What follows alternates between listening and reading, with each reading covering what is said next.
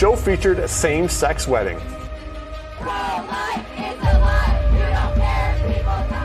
In Canada, children as young as 12 years of age might be able to apply for euthanasia. I can't breathe! I can't breathe! I can't breathe! I can't breathe! The story of humanity's evolution began about 7 million years ago.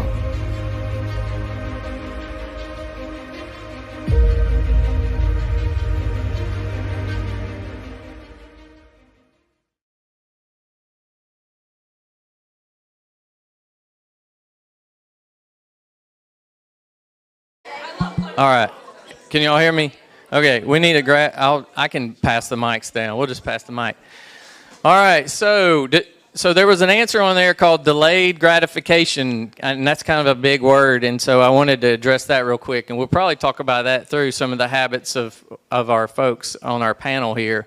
But that means just because you see something and your best friend has something that's new, doesn't mean you need to go out and buy it. And so millionaires, people that are millionaires, that's one of the things they've done is they know that, hey, if I don't spend that money now and I save for something, then I'm going to have more money in the long run. So I want to pay cash for stuff. So that's one of the ideas behind it.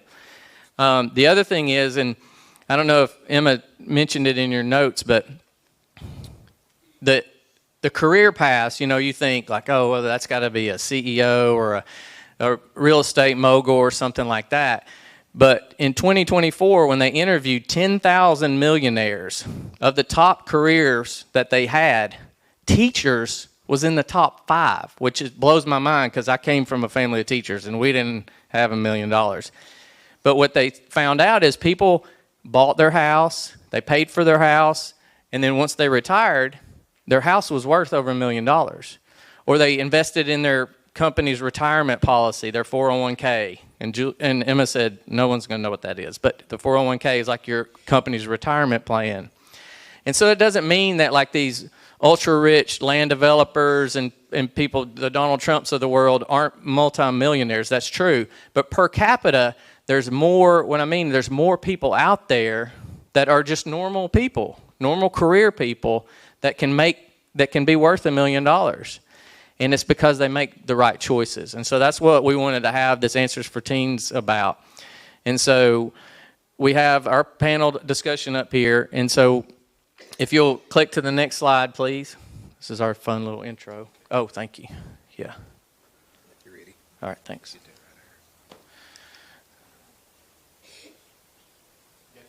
You got the sound on there. Got our little intro music. Let's play it again. Here comes the money. Money, money, money,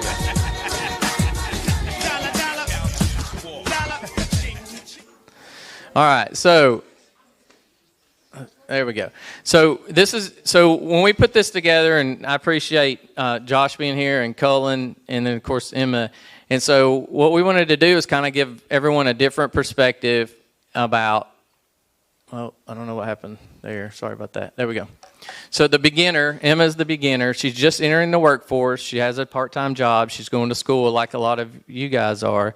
And she's learning about finances and discovering ways to budget and to build wealth, okay? And she has no credit history, which you'll find out is, and Cullen can probably address that, in not being that far removed from it, and not having credit history. And then Cullen we've labeled as the ascender.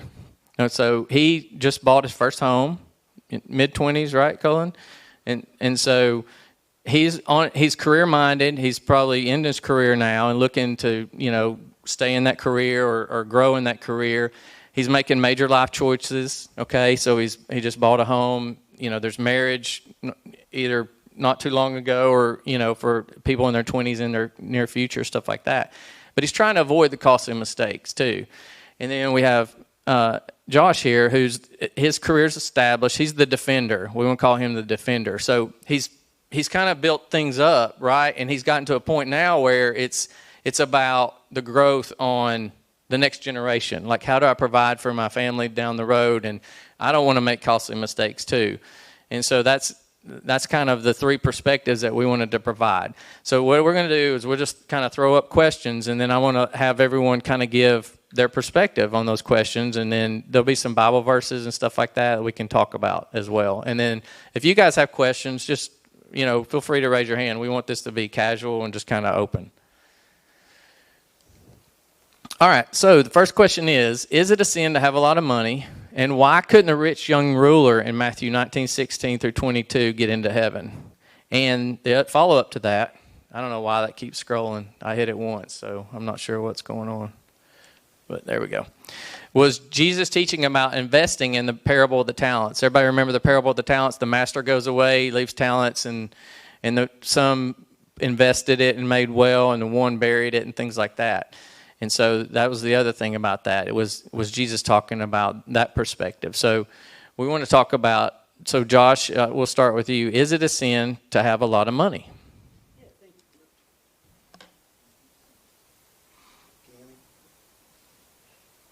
There it is. There we go. I think. All right. Is it a sin to have a lot of money?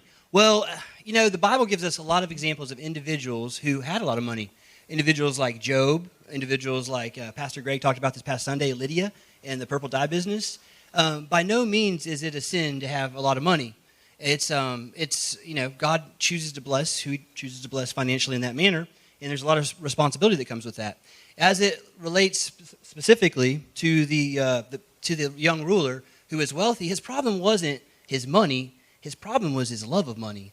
He loved money more than he loved serving God. He loved money more than he loved God, and his money became a source of pride. See, back in the ancient Hebrew times, money was a sign of favor. If you had a lot of money, it was believed that you had favor with God.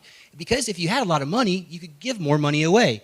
And that was a way that the religious people back in Jesus' day valued themselves, as if they had money to give to the poor. And so they could give greater alms because they had more money. So everybody thought because they gave more to the poor, they were going to go to heaven. They were more likely to go to heaven because of their good deeds. So the problem with this young ruler was, it wasn't that he saw himself as a sinner. He was too good. He saw himself as being too good to need Jesus. All right. Colin? I think you can hear me. Okay. As far as the context there in Matthew 19, I think echoing what Josh has already said, the context there, he's talking from a perspective of he can earn his way to heaven. So Jesus is not telling him anything that he has done is wrong in regards to his riches. He's trying to get him to come to the end of himself. The rich man is clearly putting trust in his riches like it's something that he can achieve. As far as it being a sin to have riches, I think that idea would go completely counter to the Bible. That's not consistent with what we see in Job as well as Abraham, Lydia. Even a lot of secular historians will tell you that from artifacts, some believe the richest person to ever exist in the entire history of mankind is still King Solomon. And if you read Proverbs and then what actually happened in his life later on through Ecclesiastes and then Kings, you reach a realization that there's nothing wrong with riches. It's a matter of how they're used. I believe, fact check me on this, but I believe it's Luke 12:48 where it says, "To whom much is given, much is required." It's an instrument that can be used for it's just like anything else. It's an instrument that can be used for either good or evil.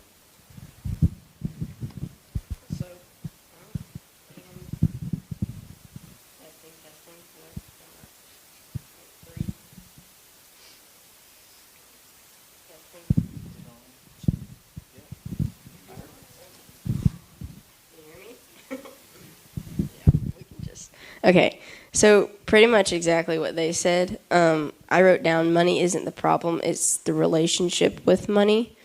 And how the guy that was speaking to Jesus saw it was that he had the urge to save or keep the money because God said, to follow me, you have to give your money to the poor and you have to give what you hold so dear away. And so his attachment to the money stopped him from following God. And so it's not the problem. The money isn't the problem. It's the relationship with the money that you have. That's a good point, yep. So it's a heart issue, right? That's kind of what the common theme there is. And so kind of as a quick follow-up to that, in today's society and even at different stages, what do you see as the difference between greed, people that just have wealth or maybe just that are greedy? I mean, I guess from my perspective, I feel like sometimes when you come across people that are wealthy, you can tell like they're kind of greedy, or no, they seem pretty generous. And because that was one of our answers to our thing, that's a habit of people that are wealthy, is to be generous, right? And God tests us on that and tells us to be generous. But what's your perspective on that, Josh? Yeah, in Matthew, I think it's chapter 6, it talks about where your treasure is, there will your heart be also. And so I think generosity plays heavily into that. It's one thing to have a lot of money, but it's another thing to be stingy with that money, to feel like you have no responsibility to give back, and to accumulate and to be very tight in everything that you do. It's actually almost like, and it can be a mental health disorder. Someone who just constantly is saving and saving and saving. It's like the hoarders who go and they buy something and they buy another thing, and their house is full of junk and clutter. You guys have seen that, right? Those hoarding shows. It's the same thing with money. You can acquire it to the point where it just becomes very sinful.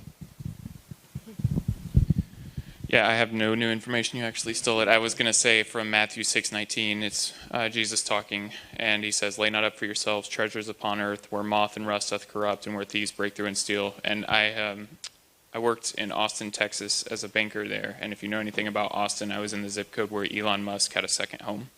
You can get a picture of the clients I was dealing with.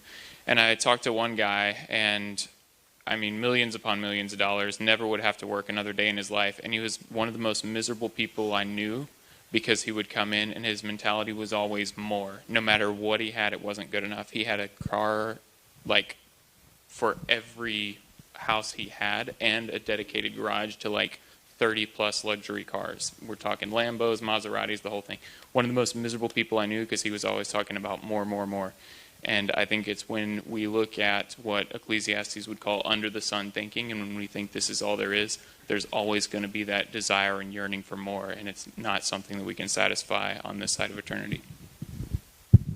Yeah, and like that one Bible verse says, it's don't store treasures on earth, but store them up in heaven. And I was just going to add that you can tell the difference between the more Christ-like millionaires than the more selfish millionaires, because when you're talking to them, and you don't even know that they're a millionaire, but when you see this dude pull up in like a Tesla with this nice suit and a Rolex and all of the stuff, you're like, oh yeah, he's a millionaire.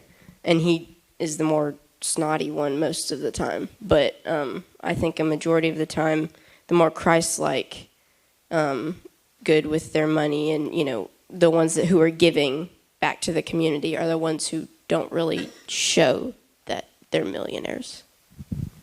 Good point. So one analogy I've used before too is that we need to be streams, right? I mean, Christ talks about, living water. And so we don't need to dam that up, right? I mean, at the end of the day, who owns it? Sunday school answer, this is easy. Who owns it all? Jesus. Very good. Yeah, God owns it all, right? So God, it all belongs to God. So when God is blessing you, if you're damming it up and stuff, it's going to get stagnant. It's not what it's meant for. God wants us to be streams. Like he flows into us, blesses us, and we need to be flowing out and blessing other people. So that's one analogy I like to use. So, all right, next one. So we're going to talk about some practical things now. So what are some practical things that you're doing to build wealth? So this time we're going to let's work our way back from the beginner to the defender. Okay, so we're going to. What are some practical things you're doing to build wealth? And y'all can see some verses we have on the screen as well that y'all can be looking over as we're talking through this.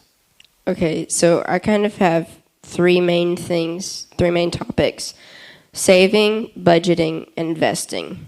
I took a class my freshman year of high school, and it was this. I have the book right here, Dave Ramsey, Foundations in Personal Finance, and it taught me so much about how I can start saving, investing, and budgeting now as a teenager so that I can build wealth over time.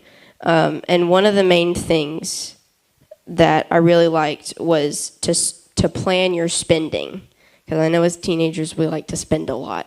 And so when you get that paycheck at the beginning or the end of the month, plan that paycheck out, and you're going to live on that paycheck for the next month.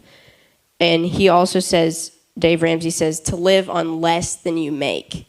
So pay yourself first by making sure that you have $500 in emergency savings or more than that because things do happen. Phones break, cars break down, stuff like that happens all the time.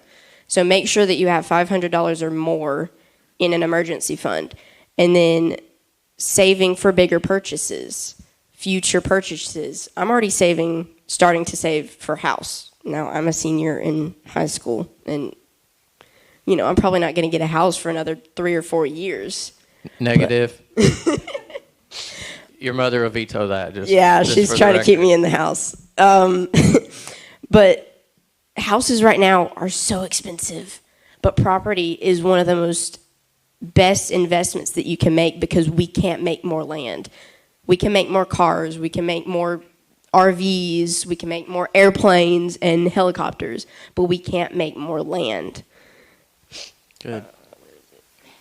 And then my last thing would be to pay with cash. There's something different about paying with the hard-earned bills that you have worked hours and hours for than just swiping a card and not even seeing it leaving your account, unless you're constantly checking your bank account. But, we kind of forget about that stuff. All right. Colin? All right, so I'll start off with this. My perspective is I try to reach out and start with goals, and someone that I used to work with gave me this. There are 5 F's in our lives that we need to balance and have goals for. Those are faith, family, friends, fitness, finances. If I can balance all those things and have goals, I know I'm generally going in the right direction. New Year's resolution times comes. I'm always looking for those 5 F's. What am I doing to improve in those areas? So as far as finances, just some things that I'm currently doing to try to practically build wealth. The first thing I'm trying, there's just a general rule. This doesn't have to be education, but your income is going to be your job. If you can make yourself more valuable, whether that be a skill or just knowledge, investing in yourself, it doesn't have to be an MBA. I do have a bachelor's degree. It doesn't have to be a bachelor's degree or any kind of degree beyond that. But different certifications, I'm in finance, so I'm pursuing different certifications that I can use as one more bullet on my resume. If I look for another job or come time when they're evaluating raises, I can say, hey, I got this. This makes me more valuable. So that's one. Another one is similar to what Emma said as far as spending goes. I'm a big believer in allocating different buckets. So my wife and I, we have joint accounts, but we know that before we even touch cash from our paychecks, it's going to go to a few places. There's going to be a bigger savings account that goes a high yield for what we want to do long term. One that's dedicated solely for emergencies. Never touch it. Never going to be touched unless it's an actual emergency. A brokerage account that I have fun with to invest for individual stocks. Roth IRA accounts that are individual retirement accounts. I can give you more information later on those if you'd like. If you're 18, you should have one of those. Before I even see my paycheck, I have a 401k, what you mentioned earlier. That's an employer-sponsored account. And for those of you who don't know, most companies that offer 401ks, they will do match up to a certain point, so it's free money. Definitely take advantage of those plans. I believe a 401k is still the biggest wealth-building account. You would have to check me on that. Yeah, and then just being disciplined about the way you spend. If you can keep yourself from access to money that you know you're going to blow, do it. I look at it this way. If I'm addicted to potato chips and I keep potato chips in the pantry, I'm more likely to go and have more potato chips. But if I can keep it away from me, keep it from accounts that I know I'm not going to touch, I have less to blow and I have to be more disciplined with it. That's what I got. Oh, that's excellent. You guys made it easy on me because you said, I agree with everything you said. It's very well said and well put. And certainly, if I was going to add anything to that, just from my perspective, is being more on the defender side, we're just trying to preserve the wealth that we've created over time and trying to make good, sound investments. So as you accumulate wealth, one of the things you want to do is think about how you're investing that wealth. And not to get too far in the weeds, but there's this thing called diversification. So if I'm investing, I got to be careful. I don't want to go all in growth stocks. I don't want to put all my money in like NVIDIA or these companies you hear nowadays that are like going really crazy. So what I have to do is think about this more practically, and I have to think about creating a portfolio that is designed to be a little more conservative so that it accomplishes my long-term goals, that being, when do I want to retire? What do I want my quality of retirement to look like? And so the decisions you make in your 40s, 50s, and 60s are going to really determine largely kind of what your quality of retirement looks like as you retire maybe in your late 60s or early 70s.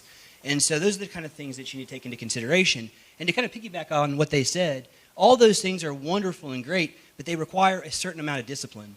And so discipline cannot be underrated. You have to basically make sure that you're putting that time into and you're following through with all the things that you're planning to do. It's one thing to think about having a budget. Everybody talks about budgets, but it's really hard to follow through with a budget. Pretty much in finance, there's a million theories. There's a million things you can do right, but the truth is that it's really hard and takes a lot of discipline to actually follow through with any of them. Right. Thank you. All right, I think the next slide is, yeah. All right, so I don't remember who said it, but someone once said that compound interest is the eighth wonder of the world. Okay, so compound interest. So if you guys haven't studied that yet in your math classes and stuff like that, it's where you invest money, right? And then you're earning interest on that money, okay? And so this example is if you started at age 18 and you put away $100 a month for 30 years, okay, you would have $226,000. So the little blue piece of the pie, that's how much money you actually put away.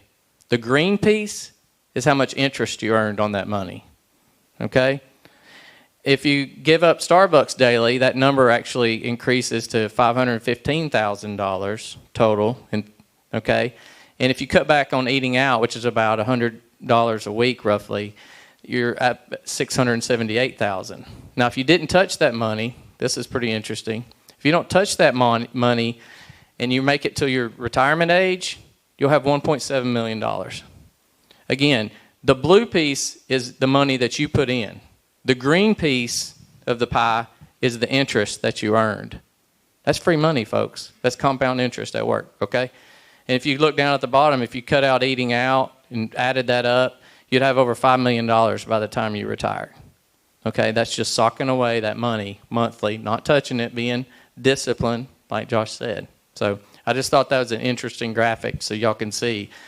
I mean, I'm off, I'm happy to give you my little blue piece if I'm getting that big green piece. That's for sure. Okay, so we'll start with Josh again here, and we'll kind of go back. So what are some of the things that has kept you from saving or building wealth? What have been some of your maybe pitfalls or hard spots, that you've encountered, that lessons learned that we could learn from? Yeah, sure. And going back to that free money concept, Colin mentioned the 401ks. And with 401ks, typically companies have what's called a match. So the first 4% to 6% of money you put in there, they'll match it. It's literally free money. It's free 4 to 6%. So it can be anywhere from $5 to $2 to $10,000 a year, basically, of net accumulates and it grows compound interest. That's a good thing. As far as pitfalls to avoid, I think the big thing is to understand the difference between a want and a need. Understanding the difference between a want and a need. We want a lot of things, right? We want, to go out when we look for cars, and we want to go buy, a Dodge Challenger. But the thing about Dodge Challenger, like teenagers are looking at cars right now, the insurance cost, the maintenance cost, the car payments are much more expensive for that than they are, say, a Honda Civic. And you see there that one of the top car brands that millionaires own is a Honda. It's a Ford. It's simple things like that. And so the challenge, the thing that is challenging as you progress in your career and as you make more money, the temptation is that, you guys have heard the expression, keeping up with the Joneses. The temptation is to keep up with the people around you. And the people around you might go out and buy a Challenger. They might go buy a nice BMW or a Mercedes or something real fancy. And so instead of doing the practical, prudent thing, you try to keep up with them. And by doing so, you do it to your own detriment financially, which is a very common pitfall that people fall into. And the other thing is, real quick, is as you progress in your career, you have a tendency to not save. You have a tendency to live a lifestyle based on the income. They call it lifestyle creep. And it happens really sneakily in your life. And so instead of doing those disciplined things like putting money back and growing your wealth, you go out and buy a bigger house, a bigger car. You go on better vacations. And in the long run, that can really hurt you financially. Yeah, I would echo everything you said. One thing I would point out, that attitude of keeping up with the Joneses, I think, has gotten even worse in this generation because of social media. Just an example off the top of my head, a Stanley Cup with a handle on it. Okay, I mean, it's a cup. But if it wasn't for social media and the pressure around like the influence thing, it wouldn't, you wouldn't be dropping like $40 on a cup. That's just an example, not stepping on toes with Stanley Cups. But it's a matter of, like you said, being content, learning the difference between a need and a want. I used to work at a company that did loans for manufactured homes, and I was in collections, and that'll teach you a lot really fast about personal finance. And the common thread that I would see in people that would call in, they weren't able to pay their mortgage. It wasn't that they didn't have the income, it's that they weren't disciplined with the income they had. And I would ask him, like, you know, you're barely able to pay your mortgage. You really can't afford this. And I would say, why did you, like, where's the disconnect? And it was usually eating out, partying, or a way excessive car payment that they couldn't afford, and all of, like you said, the insurance costs, the maintenance costs on things that they just totally didn't need and could have lived without. So again, discipline, contentment, balancing it, figuring out what you actually need versus what would just be a want. Yeah, I would say the exact same thing. I'm very thankful that my car does not eat up my gas. I usually can live off of one fuel up of gas in about a week. And I travel from, my school's 45 minutes away. So I travel to and from school, and then work is about 15 minutes away, and I go there 2-3 times a week. So I do a decent amount of driving, but I'm still able to get it in on one fuel up of gas. Me personally, the setback for saving has been spending my money on things that I honestly don't really need. Especially when I'm trying to kill time. I've got like an hour or 2 hours before I have to be somewhere, but I have to stay in town. So I'll walk into a store, usually Hobby Lobby or Target, and I'll end up buying something that I don't necessarily need, but it's like, oh yeah, you know, I kind of want it, so I'll just buy it. And then especially now that I've turned 18 and I have a credit card, and now I have an Amazon account, I've had to stop myself multiple times. I was like, oh yeah, I'm bored. I'm going to go scroll on Amazon and see what else I can find. And then I'll almost click buy, and I was like, wait, I don't need to be doing that.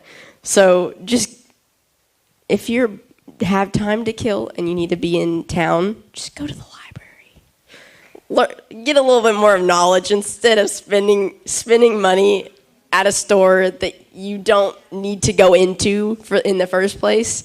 That's why I try and stay away from stores if I'm trying to kill time, or restaurants. I'll also pack my lunch. So if I know I'm going to be out all day, going from school to work or whatever, I'll usually pack my lunch from home because my parents pay for that packed lunch. So I usually save myself $10, $15 on, you know, Chick-fil-A or whatever by packing my lunch. But yeah, that's how I've been, and that's also my pitfall, is walking into a store. Yeah, so I have a good friend that owns a marketing company. So, and he's a Christian, and he has told me point blank, really, his job is to make you unhappy.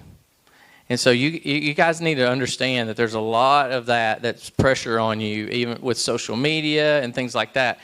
I mean, the shoe company doesn't want you to be happy with the shoe you have. They want you to buy their latest and greatest new shoe.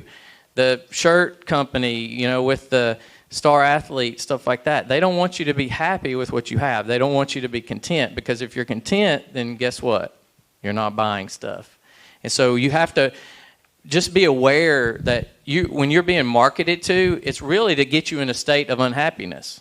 And that's going to make me happy. That thing's going to make me happy. And so it becomes it's back to the heart issue, just making sure your heart's in the right place with regards to that. So that's just one thing I wanted to add on to. And then I wanted just to touch on the home buying aspect too, and how people got in trouble. I mean, a lot of you guys don't remember, but you know, we had a housing market crash, and y'all probably don't remember what happened and stuff like that. But what happened during that, and I'm going to let Josh kind of maybe touch on that a second. It's going back to, well, I'm not happy, I need more. And so you want to could you address that from a banking perspective? Yeah, sure, absolutely. So when the housing crisis happened, most of you probably weren't born yet, 2007, 2008 range. And I was getting into private wealth at that time. And so what was happening then is interest rates were going up, and people, homes were very affordable, and people were going out and they were buying homes, and the equity in their homes was increasing. So equity is the value of your home. So you buy a house, easy math, for $100,000. You turn around one day and it's worth $200,000. Now you have $100,000 worth of equity in your house. So what you could do, and what people were doing and banks were doing, is we were telling people, why don't you go out and get a home equity line? Tap into that equity in that house. And so we were going out, and then the banks were going out and lending money to people at 125, 110% of the value of the home. And so basically, if you went out and your house is worth $100,000, now it's worth $2, we were giving you a $110,000 line, and some banks were, not all the banks, and you had a $100,000 piece of mortgage note on it.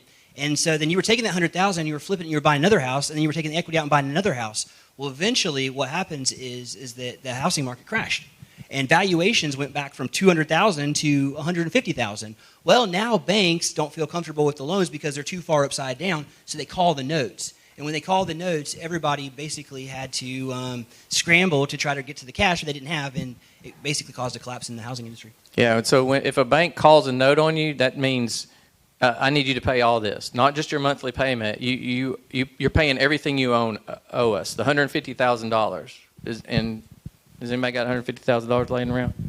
If you do, Dallas, okay, you're fired. You're not working for me anymore. So, but when that happened, people were, walking away, and so you had all these houses that ended up being abandoned and stuff like that. But what I'm saying, there were a lot of dishonest bankers out there, and their jobs were basically to sell mortgages. And they didn't care if you were qualified for it or not. And so it was called predatory lending. So they actually had to pass some laws about that. And so be aware of that as well. And I feel like, I still get letters to this day where people are like, oh, why don't you cash out your equity, or why don't you do this, or why don't you take this line of credit, things like that. And it all seems attractive. Because you're like, oh, I can take advantage of that and go buy my new Nike shoes because that's what I need is my new Nikes, and it's not a good option. But when I'm again back to the whole marketing thing, there's predators out there, okay? There's folks. The devil is roaming around like a roaring lion, and that's one of the ways that they can he can get his claws into you is through debt. And so just be very aware of debt in general. I would kind of add that. So any closing remarks from our panel? I know there was one last question, I think. Yeah, it was kind of general. Do you have any just general comments? I do want to say one thing that I learned in this curriculum was that it's good to have a job during college. And this says, Research shows that students who work up to 20 hours a week have the highest grade point average of any student in college because they can often develop good time management skills. So if you're working a part-time job while doing college, I know a handful of you are working part-time jobs during high school, you're learning how to manage your time better between school, homework, family life, your personal life, and then your job.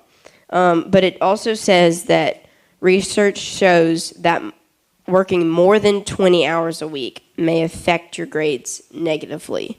So it's all about that balance on, okay, I need to work this many hours this week because I'm starting school, and then once summer hits, I can work more hours, and that way I can pay for my college or pay for whatever and pay for my car.